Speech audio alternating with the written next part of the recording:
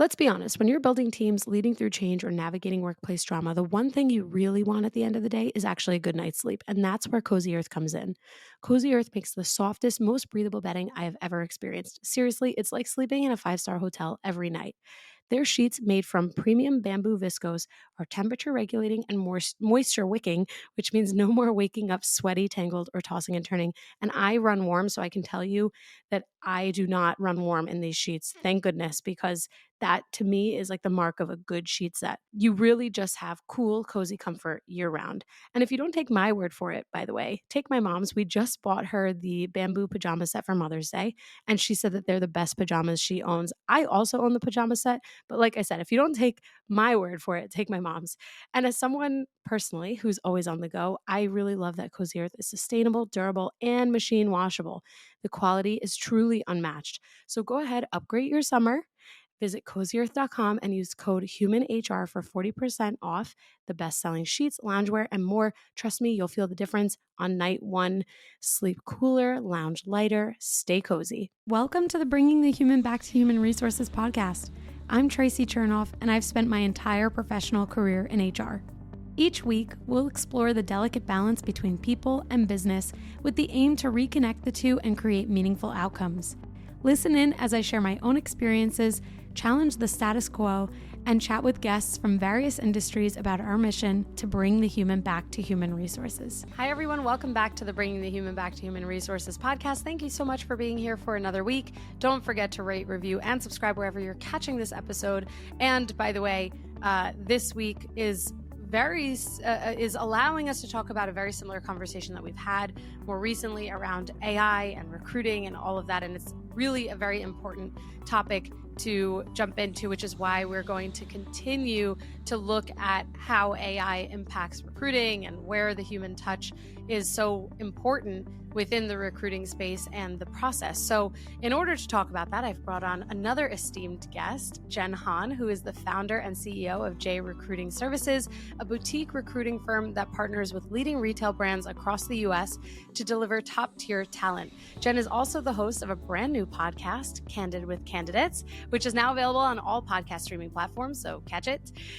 Jen's professional journey began as a district manager for a top 10 global retailer, where she successfully led operations teams for 5 years. She later transitioned into sales leadership roles before finding her true calling in recruiting.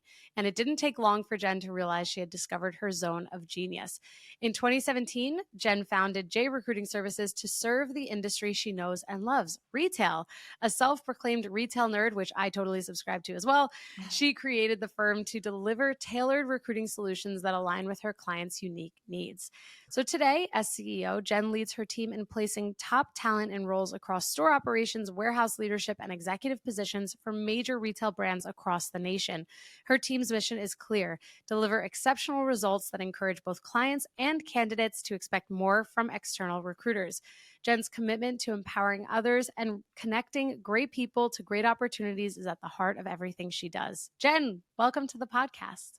Thank you, Traci. I love listening into that. I'm like, wow, that's a lot of things going on there. If someone asks me about myself, it's hard to get it all into one quick bio, but I love it. Thanks for having me. It is. Oh my gosh, of course. It's such a pleasure. And, for those of us who have had years of experience in retail, it's one of those things that you kind of never leave. Even if you leave the more operational side of things and you're not in store, you are always kind of connected to it. Even in my job today, I'm still connected or adjacent to retail. And so I can really appreciate that background of yours has catapulted you into this career that you've created for yourself within recruiting. So kudos. Yeah, I think you never see the shopping experience the same, whether No. you were in HR or operations. And certainly if anyone that has ever had any role in store operations in retail, there's just a little bit of there's something about us, right? Yes. A productivity and efficiency, a different lens, I think, that we see the world through. And we certainly stay connected. We tend to find each other in groups for sure. It's true. It's true. And I mean, to go back to how I started off this podcast episode, I talked a little bit about AI and recruiting and the human touch. This is something that I know is important to you. We talked about this offline, but when you think about the the advent of AI and how it's um, become embedded in so many of our practices between HR and recruiting, are there ways that you use AI that really allow you to um, scale your business and improve your candidates' experiences as well as your clients' experiences while also keeping the human element to what you do? Yes, yes, definitely. I am, and we are as an organization, a huge proponent of the technology we can use to make our world a little bit easier. And before I go into answering your question directly about how we use AI today or where we found it really successful in the recruiting process, I want to caveat with something that I know you've probably talked about before, but to me, the introduction of AI at such scale that we've seen over the past, let's say, 18 months, 2 years, the most important part about that introduction of AI is having a strategic human paired with it. So Mm, if it is I'm going to use a recruiter as an example. If you have a recruiter that doesn't truly understand the business, the mission, the open role, the way that open role collaborates across the business, if they don't understand more than simply the job description, like, hey, I read that job description, I think I get it. If they're not strategic in the way they approach recruiting, then AI is probably not the right tool for them, if that makes sense, right? Because it I think does. what happens with AI and with automation in general is it's really exciting to all of us. It seems like it could be a cost savings. It seems like it could create a ton of efficiency, and it can, but it does need to be operated and supervised by the right strategic recruiter. And so my best advice to anyone exploring AI is make sure you have the right people in the seats that you feel really confident about. And what's cool is when you think about an investment from a business standpoint, you can have fewer recruiters, pay them better, bring them in at a higher level, and supplement with AI. So that's my first caveat, Traci. Something I'm just Yeah. very passionate about, and on our team is so important to me. We hire our recruiters from the industry, from operations roles. They have led teams before, they've run P&Ls before. And then we have our AI solutions and an admin team that comes in to support them. But I think it's our big differentiator is that strategic human paired with the AI and the automation and the admin, if that makes sense. It does. I think it makes a lot of sense and it's really smart because when you think about like a language driven AI tool like ChatGPT, for example, everything is based on the prompt that you're inputting. Like Mm-hmm. the answer, the output that you get is fully dependent on how great of a question you're asking it and how clear your question is. And of course, when we think about recruiting AI tools, to your point, when you have someone who potentially isn't strategic or doesn't have the experience to necessarily think through the strategy behind Mm-hmm. hiring, especially for particular roles, then you run a similar risk where the output is only as great as the input. And you could be missing out on a whole lot of productivity, a whole lot of excellent candidates. And this is also a big kind of caveat to AI tools is how they are established. Because if you set up an AI tool to just run everything with no human interaction, then you really are missing out. And this is where we've seen, concerns around discrimination because Mm-hmm. of AI tools not having that human who's looking out for those things. And so I think your point is really well made. Yeah, yeah. So where we use AI in our process are the areas of the job description that are not the best use of my strategic recruiter's time. Right. So Mm, things like my strategic recruiter is doing the phone interview, an in depth 30-minute phone interview, getting to the details of not just that person's resume, but their leadership style and their ability to impact KPIs, things like that. Right. That takes a strategic human to listen and respond and have that discernment of whether or not hmm it fits our client. But after that, if they took the good notes and they were the intelligent human that did the converse or had that conversation, when we're creating an executive summary for our clients, we can take those notes and say, please create an executive summary using this structure. And it cuts my recruiter's time down in half, at least, maybe even more than half, in creating that summary. But we also have a very strict rule on we never copy paste send, right? So in our Right. AI platforms, and it's got to be, the data has to be protected, right?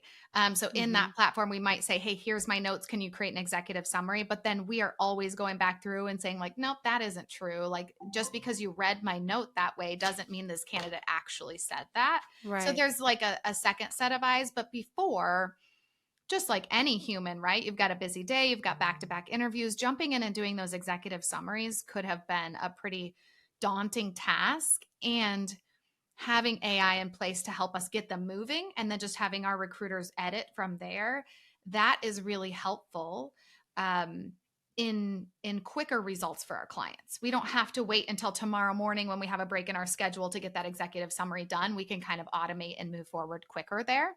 Right. It's also really helpful in creating compelling messages, right? So one of our big things is we don't post and pray. We go out and we get in front of candidates. If we did post and pray, we wouldn't be successful, because the clients we Yeah. work with are large enough that they're already doing that. They're looking to us for something different. Right. So we really have to be, again, strategic in what is our compelling message. If I'm reaching out to John, who is a VP of operations in the in the restaurant space, and we want to move them into retail or distribution or CPG, what is our compelling message? What do we know is happening in the restaurant space that we could bring up, that we could mention, hey, it's different over here? But again, that takes a strategic recruiter to Right. ask the right questions, and then AI can help us. They could say like, here are some things you could pull out, here's an example of a message, and we can edit from there. So it's certainly saving us time, it's helping us produce quicker results for our clients, but it's not replacing at all having the right recruiter in the right seat. Right. And something that's really important that you said is that it's AI is doing the work that you don't want your Yes. strategic recruiter spending time on. Yes. You don't want them really wasting their time on things that pull their hours away from the strategic work that Hmm. is so much more of an investment, and time well spent. And I think for any of our jobs, even when we think back to our retail careers, it's like if we had a tool that could take some of the Yeah. mundane or maybe more admin sides of things and manage that for us while we could focus our efforts and attention on things that were more of an investment of our time and had more of an ROI for the Hmm. business or whomever. It just makes sense. So I think this is a really good tactical example of how to use and embed AI into a process. And I'm sure that there are listeners out there who are either in recruiting or have thought about getting into recruiting, potentially even as a first step into HR, which is very common. Hmm. And I shared with I just did another recording. The recording is going to come out after our episode. But this particular guest and I talked about how, I tend to get a lot of messages from people who have a bit of fear around AI replacing them in the workforce, Hmm. especially on HR admin sides of the business and recruiting coordinators and maybe more junior level roles. But I still think that when we think about all of the feedback that you've just shared and all of the insight, there are places where those jobs will benefit from having AI take over. And yet there's still going to be a need because of the importance of having the interaction from human to human. Of course. Um, my advice to anyone that has that fear over, ooh, I would like to get into this, but is AI going to take over? Is making sure you know your job description, and you know the ways that you can show up and bring more, deliver more than a robot could. Right? That's how we should all be Right. showing up Yeah. to work. Right?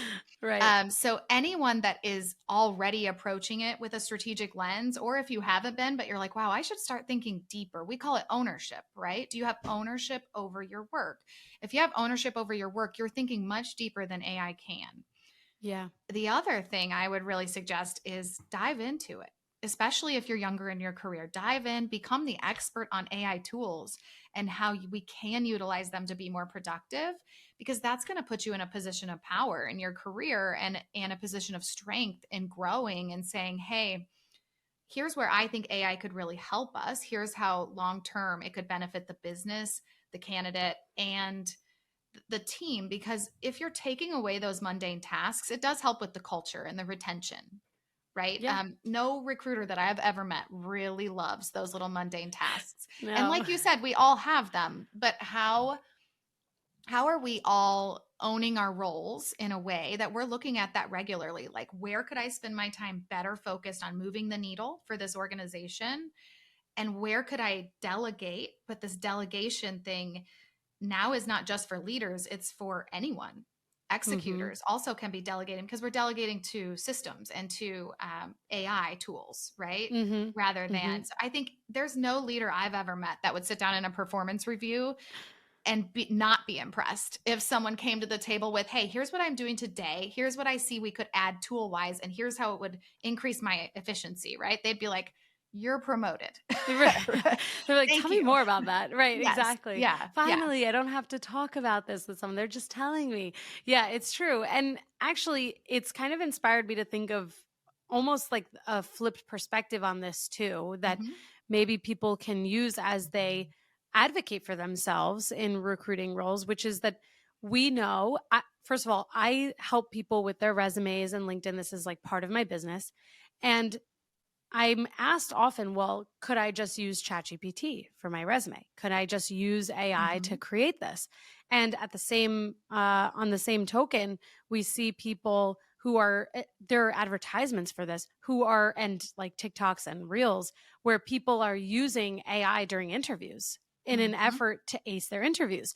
And so Yes. I would say that the way that people in recruiting can advocate for themselves is to say, well, AI is not going to be able to identify when someone has not actually gained that experience, or that, this is all AI generated. Like, it's a human that's going to be able to dig in and really use a strategic mind, to your Hmm. point, how the person on the other side of this process really thinks through strategically how to ask the right questions and understand what someone's true experience is, and to kind of close the loop on the whole, like, can't ChatGPT create my resume? Like, no, because is that even really your experience? You don't, to me, it's like very risky to just totally delegate all of your experience and all of your knowledge to a system that could be spitting out the same thing for someone else with the same job title. I So I don't think, know if you have thoughts on that. yeah, I think it commoditizes you as an Mm. individual, right? Because if you're going to ChatGPT and saying, build me a resume, so is 90% of the population. And maybe not today, but as we transition and as Yeah. different generations come through, right? But if you're the one that showed up differently, that's going to get you that next round of interview or that position, because you can actually speak passionately to what's sitting on that piece of paper. That's going to stand out, instead of, yes, those are the things that ChatGPT pulled from my previous job descriptions, right? So Right. again, I think it could be a tool. Like, can ChatGPT give you a good structure or format? Sure. Of course it can. It can give you a format for anything. But if you want to stand out, which is what we're all looking to do when we're applying for roles, you can't show up like everyone else that asked ChatGPT to write it. That's what we're Right. noticing, right? Is the individuals that show up with a different level of energy and passion, they're the people who really stand out. And you can tell if it's regurgitated information or if it's a true story. But to your point, not a robot might not be able to tell that, right? The human Right. discernment, in my opinion, is going to be incredibly important in the recruiting of the future. Hmm. Again, I think we can possibly do more with less. We can hire top tier recruiters and have seven instead of having a team of 15 average recruiters. So I do think it's because those seven can do so much more with the tools we have at our disposal today. Yeah. Um, again, in any position, I would suggest, like, make sure you're showing up and standing out in the right ways and taking full ownership. And I don't think their roles are at jeopardy of being replaced by a robot. Yeah, totally. I agree. And I do think that it's really requiring the human interaction as more and more people. I almost want to say like civilians, but people like on the outside of like the like the back end, like the company process. So like out Yeah. the candidates in this Yes. situation, they they want to get the job. They're going to use any tool that they can to get the job. There's no Mhm. harm in that, but Yeah. I wonder if there are any guardrails that you have in place or that even your clients have in place in the event that they have projects that they give to their candidates as a way to assess their readiness, like to prevent, not maybe it's not to prevent the use of AI tools, but to ensure that it's not all that, and that there Mhm. really is competence Yeah, on the a candidate. couple of things. So there's the candidate, there's the interview itself, right? Where again, the person leading that interview should not just be running through a script. They should be listening and digging deeper. So if ChatGPT told them to say, um, I don't know, a specific answer to a leadership question, and then you say, "Tell me more about that. Where did you get, where'd you get that information, and who fixed it, and how did you see the gap?" The more and more you're asking, and this is a real time conversation. I mean, ChatGPT isn't going to keep up, right? So it's our job in the interview process to dig deeper. Also, there's always that in-person interview. Not always, I guess in remote environments, maybe there is not. But in most cases with our clients, we start with phone. Maybe they do a first round virtual, but those in-person interviews, you got to show up as yourself. Yeah, that's And true. I don't know of any glasses yet, right, that are secretly showing some ChatGPT answers, but I think that's helpful in the interview process. Now, to your point about assessments or work samples, things like that, this is a really interesting topic right now because some HR teams are asking, they have assessments or written samples or things that they're asking candidates for. And it's a big topic of trying to figure out, do we want to allow them to use AI tools? Because Hmm. in the work environment, we might allow them to use AI tools. Yeah. Um, I don't have an answer to that because I think it depends on your personal, like our clients, like their culture, their expectations. I know we have one client that did in Excel, like it was a highly analytical role, and she made her own little assessment, and she actually logged on virtually. It was only with a few top candidates, so she had the capacity to do this, but she's logging on virtually and watching them complete that assessment instead of saying, hey, here's the spreadsheet, give me some analysis and some findings, right? Mm. She's actually watching. And she said going into that, she said, I don't care if they did a ton of work on YouTube and Google and asked ChatGPT how to prepare for this. That doesn't bother me because I would expect an employee to do that, right? To be resourceful. But I do Mhm. want to know that they're actually doing the work themselves and it isn't a friend or Yeah. some type of technology doing it for them. So I think there are a lot of different ways people are exploring this, but again, if I'm a candidate and I'm allowed to use AI, the way my answer and my result is going to stand out is if I put my personal touch on it. I still need to be using my strategic mind to change the way that shows up. Copy paste is not going to get you the job. Totally.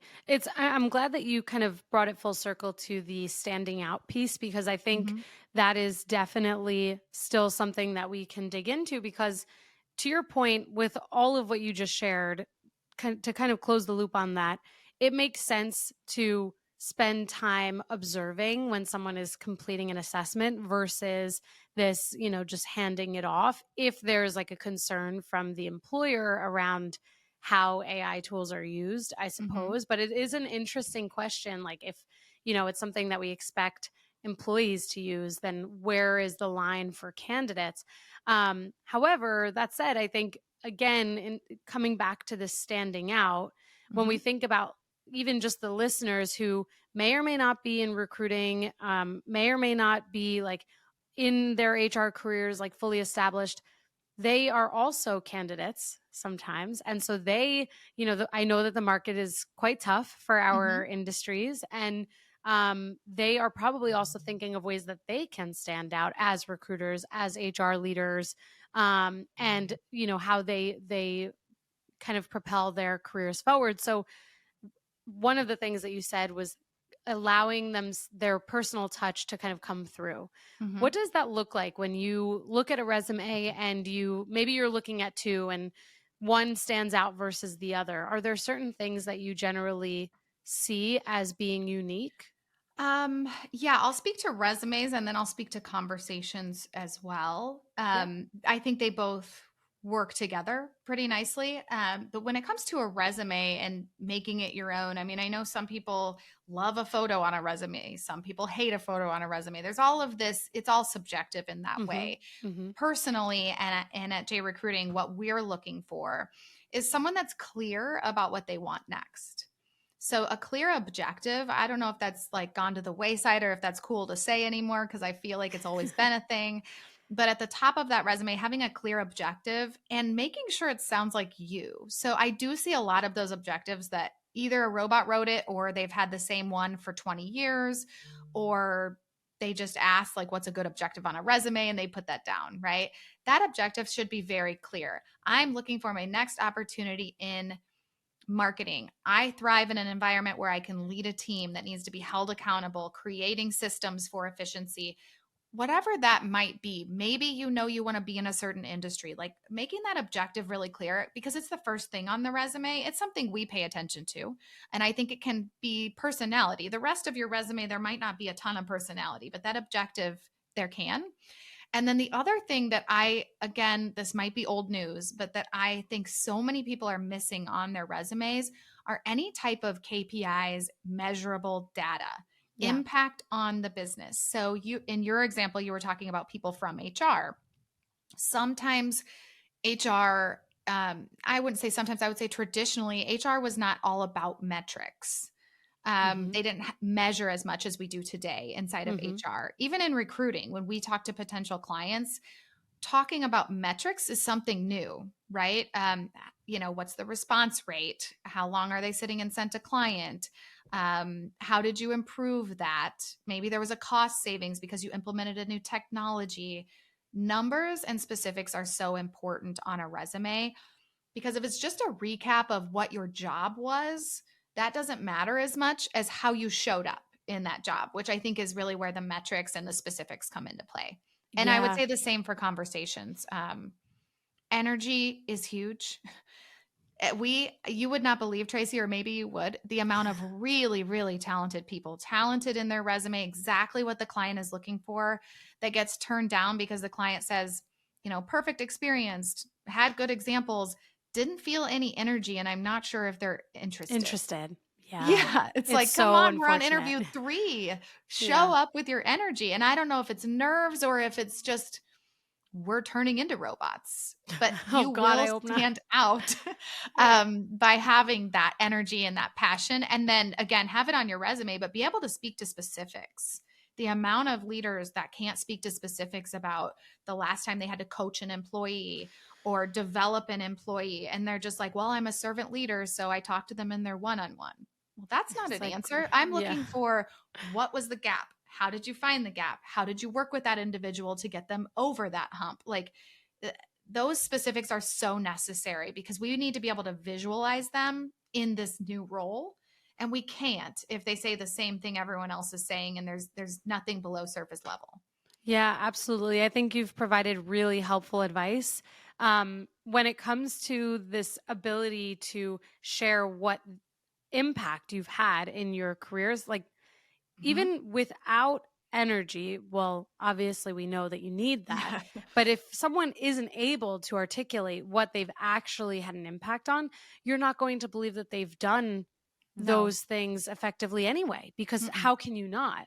This is like something that I talk about on the podcast a lot, that to be a really successful HR leader today, tomorrow, in the future, you have to be able to present your business and you have to have business acumen, not only for the Mhm. organization that you're in, but also the department. And no, having an eye on metrics and reporting and actual measurability on the efforts that you've made, even if it's something qualitative. Like I could think about, someone who runs onboarding sessions. You Mhm. can find a metric in that. How many Mhm. people attend an onboarding session every quarter, every month, every year? How many people have like what is the measure on, or the impact on their experience throughout their career from strong onboarding? Like there's so much from every qualitative effort, there is a quantitative measure. So Yeah. I agree with you that there's so much personability that comes from that, and also uniqueness, because that also demonstrates someone's ability to achieve in that future role that they're interviewing for. And I think also, just to kind of fully close the loop on your resume advice too, the objective, I don't think that that's old news. Sometimes it shows up as like an executive summary or whatever. Yes. And Yeah. I agree with you. It's like I've seen really good objectives or summaries that are high level but give you a taste of what that person is like in the workplace and what they bring to the table. And I've seen, unfortunately, objectives that haven't been updated, and it's like, well, are you actually looking to land your next gig? Because Hmm. like, no one's going to care about your resume more than you. No. So if you spell your name wrong or your objective is like boring, like, what's going on here? Yeah. What's Or you happening? give us the wrong email address. We get that a That's lot. And I'm like, happened. Yeah. well, we took you out of the process because you didn't respond for 7 days. Yeah. And we're looking for a professional that's responsive and engaged. And they're Yeah. like, oh, that was the wrong email address. And I mean, we have to update our resumes with the email address. So the Totally. simple things matter. The Yes. simple things matter. And I think that there was this a big like push for very like graphic heavy resumes for a little while because of Canva and because of AI tools also. Hmm. And now people are realizing that those things can also remove them from a process inadvertently if there isn't a human looking at their resume. Like if Yeah. AI tools are the only ones sorting through resumes, then they're not going to actually be able to gather information or translate information from the resume into data points. Like if Hmm. someone has something in a table or a graphic, it's not going to be read by Right. those AI tools. So it's interesting how, with the advent of AI in recruiting and HR, we've seen a push for a lot of new ways of doing things. And then also it's sh- allowed us to see some of the areas where we need to go back to basics, which is Yeah, interesting. I will give a quick example just about having, bringing the human back to HR that you just made me think of with that resume Yeah. example. From the flip side, from the employer standpoint. So what they typically say is we need an ATS friendly resume, right? And that Right. means take all the fun stuff out of it. But in our case, I was talking to a candidate. She was at the C-suite level, so a very professional and experienced candidate, very busy too, right? She has a busy life, and she was reached out to proactively from a recruiting team. It wasn't ours, um, and they reached out to her saying we would love to chat. Well, then they had a long conversation, said she'd be a fantastic candidate, but didn't give her much about the role because it was confidential. And the Mm. next step was, please change your resume into an ATS friendly resume and we'll send you to the client. Well, if I'm sitting in that seat, we would not do that. I would be talking to the client and I would say, look, she's fantastic. We're grabbing her. This is proactive outreach. I can definitely get an ATS friendly resume, but I can't ask her to be doing To something right. before we're able to even tell her who's the client. Does she even want this role? Again, these are executive level roles where nobody has 30 minutes in their schedule. She has to create that. And now we're Hmm. asking her to do homework before we'll connect her to the opportunity. I Which think she that, might not even be interested in. right. I think that candidate centric candidate experience, you have to have a human in here making these decisions, right? We also see from our clients, and our clients are really sophisticated. They have large recruiting teams, they do a great job. We also see a lot of cases where we talk to a candidate that we went out and found. We think they're a great fit for the role. We talked to an internal recruiter and find out that they applied and they were automatically turned down, and it's Hmm. because of something right in the automation. And we have the relationships with our clients to say, listen, I understand like they were turned down by your automated system, but we've already completed a 30-minute interview. We can see the alignment. And we have so many wins in our team meetings where we say, because we advocated and influenced that client, they now have the perfect person. And also that candidate made it through the process where they would have had a bad taste in their mouth if we weren't able to step in and support and kind of what we say is enhance, right? We come alongside those internal teams that maybe don't have capacity to do what we do and offer that like white glove experience so Hmm. that candidate experience is top notch and you're getting first right of refusal on top talent as an organization if you have that experience. Right. Right. No, that's so helpful. I'm glad that you brought it back around because it's a really important perspective actually to have. Yeah. And it's helpful for listeners who maybe do work with external recruiters and aren't getting that.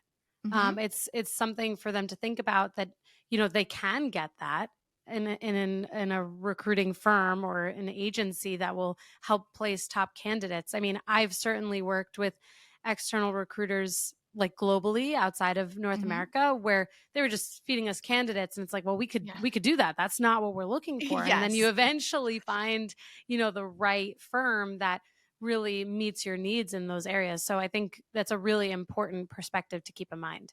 Yes. Yeah. Well, thank you so much for all of this conversation around leveraging AI and not working in fear and really embracing it, but also keeping the human hand on things. And so I would love to ask you where the listeners can connect with you if they're interested in learning more or connecting with you about, recruiting.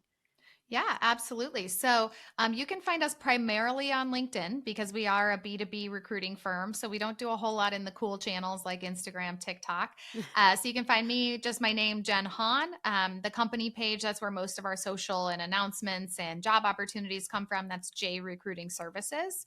And then also, as you mentioned in the bio, we have just freshly launched our podcast called Candid with Candidates. It's very much geared towards this type of advice, really, but not advice from me as a recruiter because I don't have all of it. I interview top executives from in and around the retail space. So, retail, wholesale, distribution, CPG, about how they made it and what they think it was that made them stand out, or how they went through a specific transition and what candid advice they have for candidates. And what we say is, you actually said it earlier, Traci, everyone is a candidate. It's not just for people that are actively applying to roles. If you're in corporate America, you're constantly in an interview.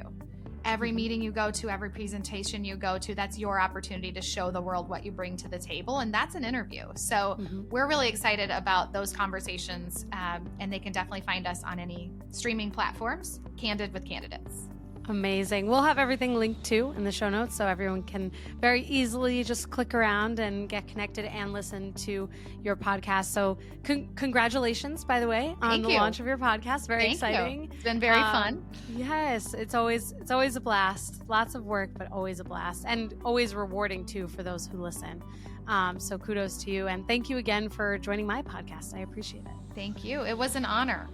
Oh, thank It you. was super fun, easy to talk to. That's why you've been so successful, because you make the Oh, conversation very genuine. So oh, it was thank fun to be you. here. Oh, well, hey, you're welcome back anytime. Hey, just before you go, don't forget to subscribe to the show so that you are the first to hear when an episode drops each week. And maybe leave a 5-star review and a comment about how much you loved this episode. Plus, if you have someone in mind who would really enjoy this episode, make sure you share it with them. Thank you so much for tuning in, and I will see you next week.